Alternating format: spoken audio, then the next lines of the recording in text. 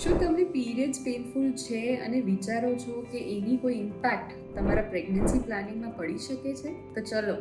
હું ડૉક્ટર આઝાદી પટેલ આજે તમને એની ઇન્ફોર્મેશન પાસ કરું. હવે પેઇનફુલ પીરિયડ્સ જો હોય તો એ શું કારણથી હોય છે એ જાણવું ખૂબ જ જરૂરી છે. એના માટે એક ટ્રાન્સવજાઇનલ અલ્ટ્રાસાઉન્ડ કરી અને તમારા અંડાશયમાં કોઈ સિસ્ટ છે, પર્ટિક્યુલરલી કોઈ હેમરેજિક સિસ્ટ કે એન્ડોમેટ્રિયોટિક સિસ્ટ કે સિમ્પલ સિસ્ટ કાં તો બીજો કોઈ પ્રોબ્લેમ દેખાય છે, કે તમારી નળીઓ